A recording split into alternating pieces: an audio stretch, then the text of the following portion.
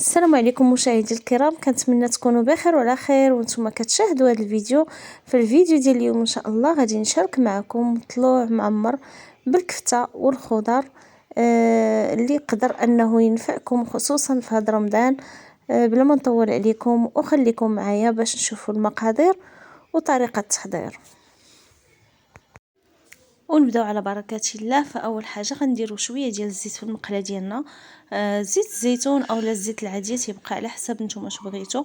المهم انا درت هنا شويه ديال زيت الزيتون. هنايا كما كتشوفوا عندي البصله مشلضه، عندي الفلفله بالالوان، وعندي القريعه خضراء، القريعه محكوكه. تقدروا تضيفوا حتى يعني خيزو الا كان عندكم يعني الجزر. صافي هنا غادي نضيف الخضر ديالي كلها فوق هذاك الزيت. غادي نضيف عليها هنا شويه ديال الملح، الملحه كتبقى على حسب الذوق.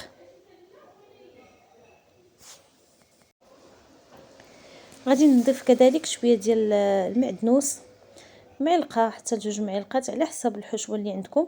هنا ضفت واحد فص ديال الثوم اولا 2 فصوص، لان عندنا الكفته فضروري من الثومه. هنا ضفت شويه ديال الخرقوم او الكركم.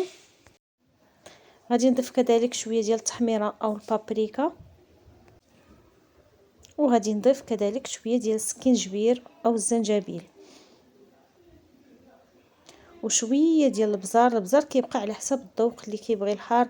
تقدروا تعوضوه بالهريسه، اللي عنده الهريسه كتجي احسن. وهنا ضفت واحد 2 معالق صغار تقريبا ديال الكمون. وصافي هنا غنحرك هاد الخضر واحد شويه باش تطلق ليا داك الماء. واحد شويه ديال الماء كتبدا كطيح كتشحر وكتطلق داك الماء باش كنضيفوا عليها هنا الكفته.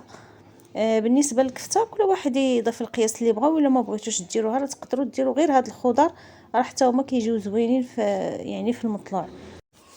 واللي ما بغاش يدير الكفته يقدر يدير كذلك الشحمه ديال الكلوه، تحكوا واحد شويه وديروها معها. بالنسبه للناس اللي ما كيبغيوش مثلا الكفته فحتى هي كتجي زوينه مع الشحمه مع الفلافل ومع خيزو القرعه.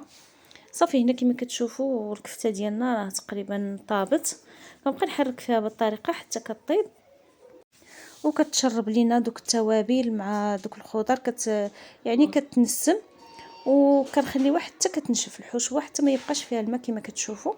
صافي ملي كنشوفوا انها نشفات ما بقاش فيها الماء، صافي كنخليوها تبرد ونخليوها على جنب حتى نوجدوا يعني العجينه ديالنا.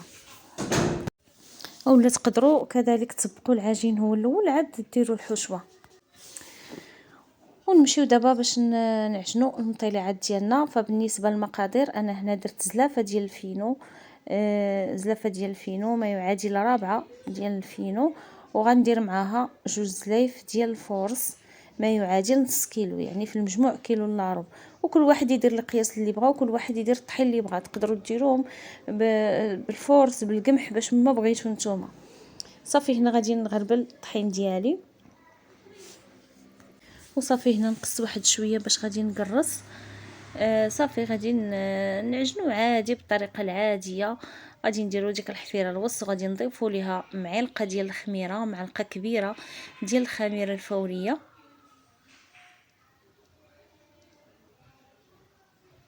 وغادي نضيفوا شويه ديال الملحه.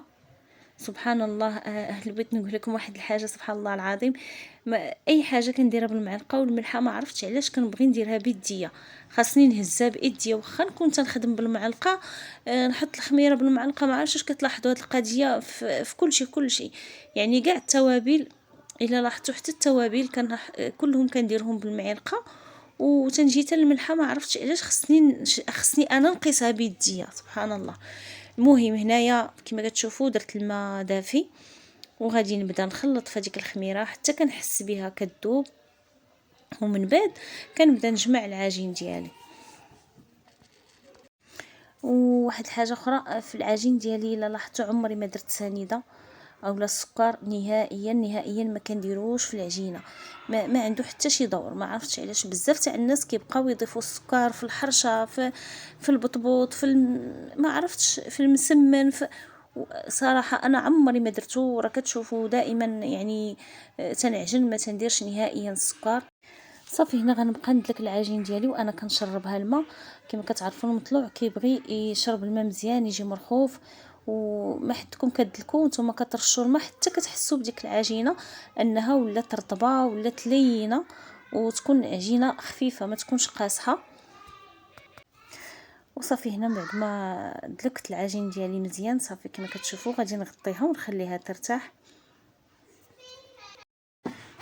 ومن بعد ما خمرت لينا العجين ديالنا كما كتشوفوا غادي دابا نقسمها، نحاول نقسمها.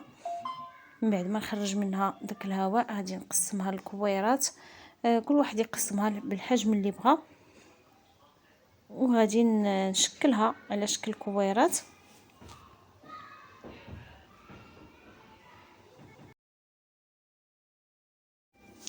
وصافي من بعد ما كملت الكويرات ديالي، هذه اخر وحده.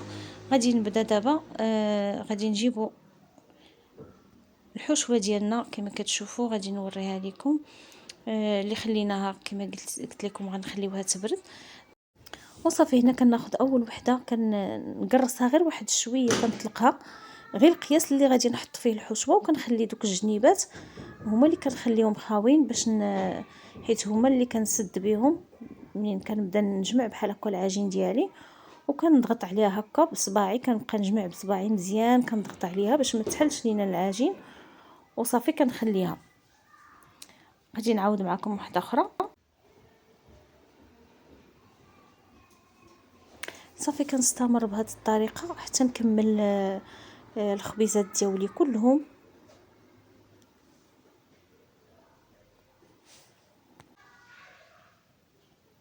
وصافي هنا من بعد ما عمرت يعني الخبيزات ديالي كلهم غادي نبدا نقرصهم. من بعد ما ندير المقله ديالي كتسخن غادي نبدا نقرصهم بهذه الطريقه.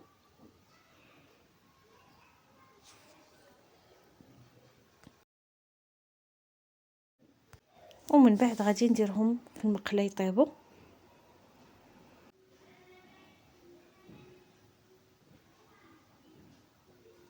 وغنستمر في هذه العمليه حتى نكمل المطيلعات ديالي او البطبوط ديالي كامل. ومن بعد غادي نرجع معكم في الشكل النهائي. وهذا هو الشكل النهائي ديال البطبوط ديالنا. كيجي على هذا الشكل هذا، كيجي زوين وكيجي لذيذ. كنتمنى الاعجاب ديالكم وتجربوه. وإلا عجبكم الفيديو ما تنسوش ديروا لايك فضلا وليس امرا. وإلا كنتوا اول مره كتزوروا القناه ضغطوا على زر اشتراك وفعلوا الجرس باش توصلوا بكل جديد. والى اللقاء في فيديو قادم ان شاء الله.